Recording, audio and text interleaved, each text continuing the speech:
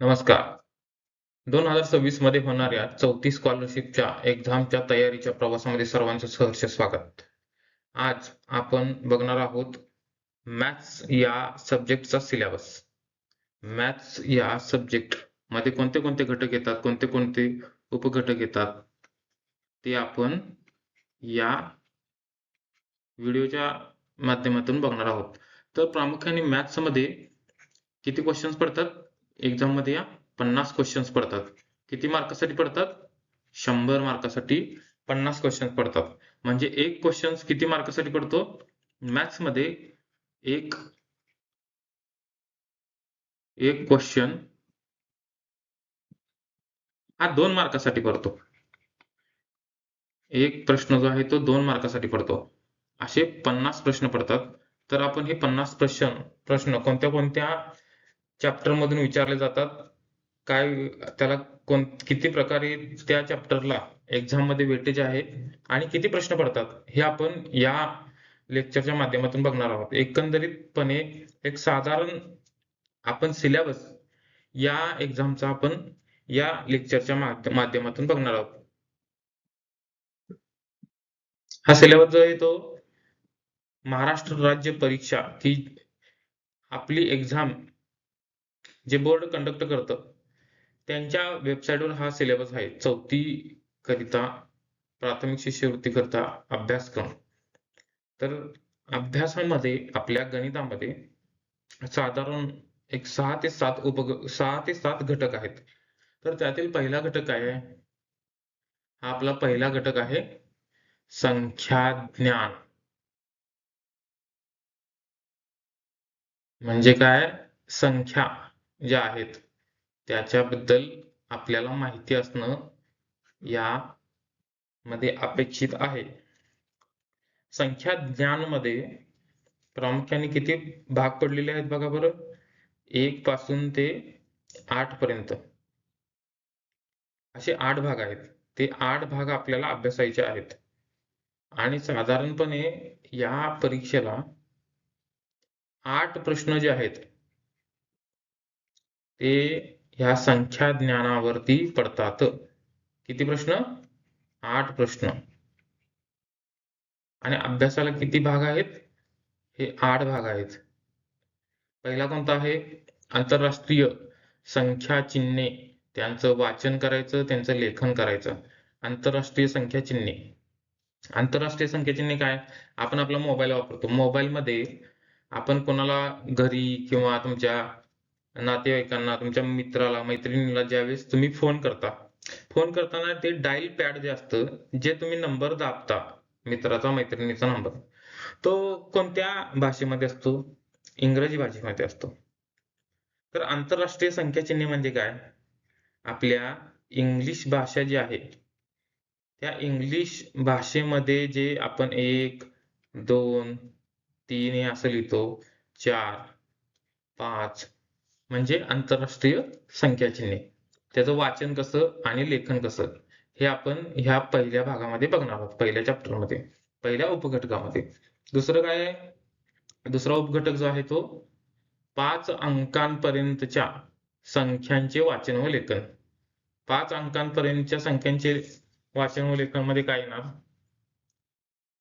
5 संख्यांच्या अंकांपर्यंतच्या संख्यांचे वाचन व लेखन. आता साधारण आपण एक 5 अंकी संख्या घेऊया. म्हणजे त्यामध्ये त्या संख्येमध्ये 5 अंक असले पाहिजेत. हे किती अंक आहेत? 5 अंक आहेत. त्यांचं वाचन व लेखन करायचं. आता हे काय आहे? आम्ही काय लिहिले? हे 10,000. हे असं वाचन करायचं आहे आणि तुम्हाला प्रश्न विचारतील की संख्या काय आहे ते वर दिले असतील आणि ते आपण आपल्या मराठीमध्ये पर्याय दिलेले असतात त्यातला एक पर्याय आपण निवडायचा असतो. ते आपण बघूया हळूहळू एक एक. फक्त मी आता तुम्हाला एक सिलेबसचा एक ओव्हरव्ह्यू देणार आहे. त्याच्यामध्ये आता तिसरा भाग जो आहे तो अंकांची दर्शनी किंमत, स्थानिक किंमत आणि त्याचं विस्तारित मांडणी. दर्शनी किंमत म्हणजे काय? जे आपल्याला दिसते. आता ही 10,000 संख्या आहे ना, आता इथं 1 आहे. जे आपल्याला दर्शन दिसतं ती म्हणजे त्याची दर्शनी किंमत. मग आता हा एक हा इथं 10,000च्या ठिकाणी आहे. म्हणजे या एकची किंमत खरी तर 10,000 आहे. पण आपल्याला काय दिसतं? फक्त ही एकच दिसतो. एकची ही दर्शनी किंमत झाली. आणि स्थानिक किंमत काय आहे एकची? एकची स्थानिक किंमत ही 10,000 आहे. तर अशा प्रकारे तिसऱ्या भागामध्ये आपल्याला हे अभ्यासायचं आहे. चौथा भाग जो आहे तो मोठ्यात मोठी व लहानात लहान संख्या. आता तुमच्या वर्गामध्ये तुम्ही असं वळीनं प्रार्थनेला असं उभारलेलं असता. असं उंचीप्रमाणे उभारलेलं असता. जो मोठा असतो तो मागे असतो आणि जो बारका असतो तो पुढे उभारलेला असतो, है ना? त्याचप्रमाणे आपल्या ज्या संख्या आहेत ना, त्यांच्यात लहानपण, मोठेपण असं असतं. कोणती संख्या मोठी, कोणती लहान हे आपण यामध्ये अभ्यासायचं असतं. संख्यांचा चढता क्रम व उतरता क्रम. हं? मग काय करायचं? तुम्हाला संख्या दिलेल्या असतात. लहान, मोठ्या अशा संख्यांचा ग्रुप दिलेला असतो. मग त्यातली लहान संख्या कोणती, मोठी संख्या कोणती ते आपण चढता क्रम. आता हा आपण चढत्या क्रमाने इथं आपण प्रार्थनेला कसं उभारतो ते आपण इथं चढत्या क्रमाने बघितलंय. इथं 1 नंबरला बारका असेल तुमच्या वर्गातला, 2 नंबरला त्यापेक्षा थोडासा मोठा. असं करत तुमच्या वर्गातला सगळ्यात मोठा असतो तो शेवटला उभारलेला असतो. हा त्यांचा आपण क्रम लावला ना, लहानापासून मोठ्यापर्यंत. आणि उतरता क्रम कसा? हा मोठा असतो, नंतर हा लहान असतो. हा अशा प्रकारे विरुद्ध विरुद्ध बाजूला क्रम असतो. तर असा संख्यांचा चढता क्रम व उतरता क्रम. म्हणजे आता तुम्हाला साधं सोपं म्हणायचं सांगितलं तर 8 पेक्षा 9 मोठं का बारीक सांगा बरं तुम्ही? 8 ही संख्या 9 पेक्षा बारीकच आहे ना. 8 पेक्षा अजून लहान संख्या कोणती? 7. हे अशा प्रकारे आहे, की लहान संख्या, मोठी संख्या याच्यानुसार आपण चढता क्रम व उतरता क्रम लावायचा आहे. फक्त संख्या जी आहे ती 4 अंकी, 5 अंकी अशी मोठ्या संख्या असणार आहेत. त्याच्यानंतर 6वा भाग जो आहे तो 1 ते 100. आपलं 1 ते 100 संख्या आहेत ना पहिल्या 1, 2, 3, 4 पासून ते 50, 60, 70, 80, 90, 100. तुम्ही लपाछपी खेळताना करत नाही का? 10, 20, 30, 40, 50, 60, 70, 80, 90, 100 आलो रे असं म्हणत असता ना तुम्ही लपाछपी खेळताना. तर हे आपण ह्या 1 ते 100 संख्या आहेत ना, त्यांच्यावरती आधारित प्रश्न असणार आहेत. मग त्याच्यामध्ये काय काय येतं? सम संख्या, विषम संख्या. सम संख्या म्हणजे काय? ज्या संख्येला 2 न भाग जातो. आता उदाहरणार्थ 14 ही संख्या आहे. त्याला 2 न भाग जातो. किती? बे-7 14. या संख्येला 2 न भाग जातो ना, मग त्या संख्येला समसंख्या म्हणायचं. आणि विषम संख्या म्हणजे काय? एखादी संख्या असते 15 घेऊया. 15 या संख्येला 2 न भाग जातो का? नाही जात. बाकी 1 उरते. त्याच्यामुळं 15 ही संख्या विषम संख्या आहे. हं? 8वा भाग काय? 1 ते 100 मधील मूळ संख्या. मूळ संख्या म्हणजे ज्या संख्येला कोणत्याच संख्येनं भाग जात नाही, ती त्याला मूळ संख्या म्हणायचं. त्रिकोणी संख्या, चौरस संख्या हे अशा प्रकारे ह्या आपण 8व्या भागामध्ये उपघटकामध्ये बघणार आहोत. तर हा पहिला घटक जो आहे तो संख्याज्ञान आणि त्याच्यावरती हे 8 भाग आहेत. समजलं? त्याच्यानंतर आता आपण पुढचा भाग बघणार आहोत. दुसरा भाग कुठला आता? अपूर्णांक. सॉरी. दुसरा भाग जो आहे तो संख्यांवरील क्रिया आहे. दुसरा भाग काय आहे? संख्यावरील काय? क्रिया. हा जो आहे तो आपला दुसरा घटक आहे. दुसऱ्या घटकामध्ये 4 भाग आहेत. त्याच्यामध्ये बेरीज, दुसरं वजाबाकी, तिसरं गुणाकार आणि चौथं भागाकार. हे जे आहे ते आपलं दुसऱ्या भागामध्ये असणार आहे. तिसरा भाग काय आहे? तिसरा घटक अतिशय सोपा आहे. मी तुम्हाला फक्त बारीक ह्याच्यात सांगत आहे. आता हा तिसरा भाग आहे. काय आहे? अपूर्णांक. अपूर्णांक म्हणजे काय आहे? आता तुम्ही एखादा असं तुम्ही केक घेतलेला आहे तुमच्या वाढदिवसाला. मग तुम्ही काय करता? खाताना काय असा अखंड खात नाही. सगळेजण आल्यावर त्यातले भाग करून खाता. असे एवढे भाग केलेले आहेत. किती भाग केलेले आहेत ते आता साधारण एक 8 भाग केलेले आहेत. त्यातलं काय करता तुम्ही? एक भाग खाता. काय करता? हे 8 भाग असतात ना, आता हे जे आपण 8 भाग केलेले आहेत, त्यातलं तुम्ही एक घास खाल्ला, एक भाग खाल्ला. म्हणजे तुम्ही किती खाल्ला? 1 खाल्ला. मग पूर्ण केक खाल्ला का? नाही. एक भाग खाल्ला. 8 भागापैकी एक भाग खाल्ला. तर हे असं अपूर्णांक जे आहेत ना, ते अशा प्रकारे अपूर्णांक असतात. तर याचा आपण अपूर्णांक म्हणजे काय? त्याचं वाचन, लेखन, वाचन, लेखन हे यामध्ये बघणार आहोत.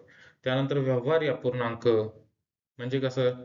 समच्छेद अपूर्णांक, भिन्नछेद अपूर्णांक, अपूर्णांकांचा पण लहान मोठेपणा, त्यांचा लहान मोठेपणा झाल्यानंतर त्याचा परत चढता क्रम, उतरता क्रम हे आपण या तिसऱ्या भागामध्ये बघणार आहोत. त्यानंतर तिसरा भाग आहे काय? अंशाधिक अपूर्णांक. अंशाधिक म्हणजे त्याचा अंश मोठा. छेदाधिक अपूर्णांक म्हणजे त्याचा छेद मोठा. पूर्णांकयुक्त अपूर्णांक म्हणजे असं पूर्ण एक संख्या असते आणि पूर्णांकयुक्त अपूर्णांक असतो अजून. ते तुम्हाला सांगतो मी हळूहळू व्यवस्थित तुम्हाला एक एक एक एक चॅप्टर आपण हळूहळू बघूया. तुम्हाला अतिशय चांगल्या पद्धतीने मी सांगीन ते क्लिअर करेन तुमचा. त्यानंतर अपूर्णांकांची तुलना, परस्पर रूपांतर हे जे आहे हे तिसऱ्या भागामध्ये आहे. अशा प्रकारे तुमचा मॅथ्सचा निम्मा भाग संपला. आता राहिलेला आहे तो निम्मा भाग. तो निम्मा भाग काय आहे? निम्म्या भागामध्ये काय येतं? आता हे मापन म्हणजे माप मोजायचं आपण. काय काय मोजायचं? आता तुम्ही तुमची उंची तुमची किती आहे ते तुम्हाला माहित असेल. तुमची उंची तुम्ही शाळेमध्ये मोजता ना, तर ती किती आहे? ते म्हणजे लांबी. तुमचं वजन किती आहे? आता तुमचं वजन 4थीला आहे म्हणल्यावर एक 20 किलो, 22 किलो असं तुमचं वजन असेल. तर ते वस्तुमानमध्ये येतं. धारकता, तुम्ही पाण्याची बाटली घेऊन जात असता शाळेमध्ये पाणी प्यायला, तर ती किती लिटरची बाटली आहे? ते म्हणजे धारकता. अशा प्रकारे हा पहिला भाग आहे मोजण्याच्या ह्याच्यात. त्यानंतर कालमापन म्हणजे घड्याळ. घड्याळ आपण बघत असतो. आपल्या घड्याळ आपल्या घरामध्ये, मोबाईलमध्ये किंवा तुम्ही तुमच्या घरामध्ये भिंतीला वगैरे टांगून ठेवलेलं असतं बघा घड्याळ. तर त्यात तास, मिनिटे यांचं परस्पर रूपांतर, मध्याह्नपूर्व, मध्यांतर हे अतिशय सोपं आहे. तुम्ही अजिबात पहिल्यांदाच घाबरून जाऊ नका. हे घड्याळ कसं असतं, काय असतं ते आपण याच्यामध्ये बघणार आहोत. तिसरं काय आहे? दिनदर्शिका म्हणजे काय? आपल्या भिंतीला टांगलेलं कॅलेंडर असतं. ते कॅलेंडर असतं. त्यावरती प्रश्न असतात. दुसरं काय? कागद मापन. कागद मापन मध्ये काय येतं? तुम्ही एक डझन आता तुम्ही केळी वगैरे घेत असाल, 1 डझन केळी, 2 डझन केळी, तर ते तसंच सेम कागदाचं पण आहे. 1 डझन कागद तुम्ही गेल्यावर तुमचा प्रोजेक्ट वगैरे तयार करत असता त्यावेळेस तुम्ही कार्डशीट पेपर किंवा ताव, आखीव ताव मागत असता ना, त्यावेळेस तुम्ही मागताना कसं मागत असता? 1 डझन ताव किंवा अर्धा डझन ताव अशा प्रकारेच मागत असता ना. तर हा चौथा भाग जो आहे तो कागद मॅपिंगचा आहे. 5वा भाग कुठला आहे? नाणी, नोटा यांचं परस्पर रूपांतर. आता हा तुम्हाला सगळ्यात माहिती असलेला भाग असेल. तुम्ही घरातल्यांकडनं पैसे घेत असणार आहे. खायला किंवा कुठं फिरायला, करायला. तर ह्यात नाणी, नोटा ज्या आहेत ना, हा अतिशय सोपा भाग आहे. म्हणजे पैशावरती आहे त्याच्यामुळे तुम्हाला खूप सोपं असेल. कारण हे दैनंदिन जीवनामध्ये तुम्ही काही बिस्किट पुडा आणायला जात असता किंवा तुम्हाला शाळेला दप्तर आणायला जात असता, कपडे आणायला जात असता. त्याच्यावर आधारित हे उदाहरण आहेत. अशा प्रकारे आपला चौथा घटक जो आहे, तो आपला यावरती आहे. त्यानंतर आकृतिबंध म्हणून आकृत्यांवरती प्रश्न असतात याच्यामध्ये. हा अतिशय सोपा भाग आहे. आपण बघूया. मी तुम्हाला शिकवताना व्यवस्थित सांगतो. हा 5 भाग झाले. 5 भाग झाल्यानंतर आता आपल्याला जो चौथा भाग जो बघितला ना, त्या चौथ्या भागामध्ये किती पडतात गणितं? साधारण एक 10 प्रश्न हे या मापनावरती पडतात. त्यानंतर आपला 5वा भाग झाला. 6वा भाग जो आहे, तो भूमितीवरती आहे. हं? भूमिती म्हणजे काय? कोन व कोनाचे प्रकार. आता तुम्हाला माहित असेल कोन व कोनाचे प्रकार. हे कोन हा जो आहे तो लघुकोन, हा जो आहे तो काटकोन 90 अंशाचा. 90 पेक्षा हा कोन जो आहे तो लहान आहे. 90 पेक्षा हा कोन लहान आहे. हा 90 पेक्षा मोठा म्हणजे काटकोन. सॉरी, हा 90 एवढा आहे तो काटकोन आणि हा कोन जो आहे तो 90 पेक्षा मोठा जो कोन असतो म्हणजे 100 डिग्रीचा कोन 90 पेक्षा मोठा तो असतो तो विशाल कोन. असं जे आहे ते पहिल्या भागामध्ये आहे. नंतर दुसरा भाग जो आहे तो सममिती आहे. तिसरा भाग काय आहे? शिरोबिंदू व बाजू. कशाचं? त्रिकोण, चौकोन आणि आयत. याच्यावरती ह्याला किती शिरोबिंदू आहे? शिरोबिंदू म्हणजे कॉर्नर पीस. तुमच्या घरामध्ये तुमची खोली जी आहे, तुमचा हॉल किंवा किचन जे आहे ते कसं असतं, कोपरा असतो ना, ते म्हणजे शिरोबिंदू. बाजू म्हणजे काय? तुमची भिंत, ती म्हणजे बाजू. हा तिसरा भाग झाला. चौथा भाग काय आहे? वर्तुळ. चौथा भाग जो आहे तो वर्तुळावरती आहे. पाचवा भाग काय आहे? परिमिती. सहावा भाग आहे क्षेत्रफळावर. परिमिती म्हणजे काय? आता ह्या सगळ्या बाजूंची बेरीज. बाजूंची बेरीज म्हणजे परिमिती.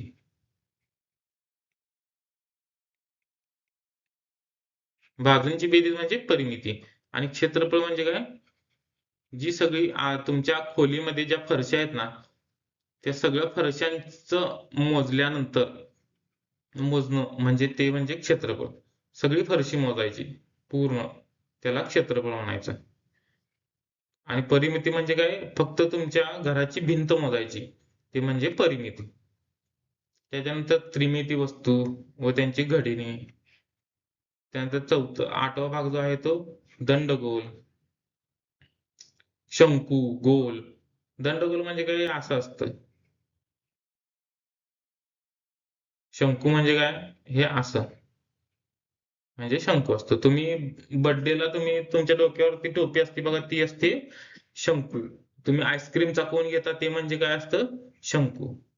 नववा भाग काय? इष्टिका, चिती व घन. अतिशय सोपा आहे, मी तुम्हाला व्यवस्थित सांगतो परत. पहिल्यांदाच तुम्हाला मी काय भीती घालत नाही. त्यानंतर काय आहे?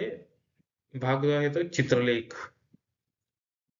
चित्ररूप माहितीचे संकलन. अतिशय सोपा भाग आहे. हा तर सगळ्यात सोपा भाग आहे. त्याच्यामुळे तुम्ही एक गोष्ट तुम्हाला मी हळू-हळू शिकवतो. अतिशय सोपा आहे. तुम्ही मन लावून अभ्यास करा. आता या व्हिडिओमध्ये आपण फक्त मॅथ्स या विषयाचा सिलेबस जो आहे तो पूर्णपणे बघितलेला आहे. आता आपण पुढच्या काही व्हिडिओ आहेत त्याच्यामध्ये तुम्हाला एक सिलेबस पूर्ण करून आपण आपल्या एक्झामचा कोणते कोणते चॅप्टर आहेत त्यावरती एक आपण व्हिडिओ त्याच्यावरती तयार करूया. ओके.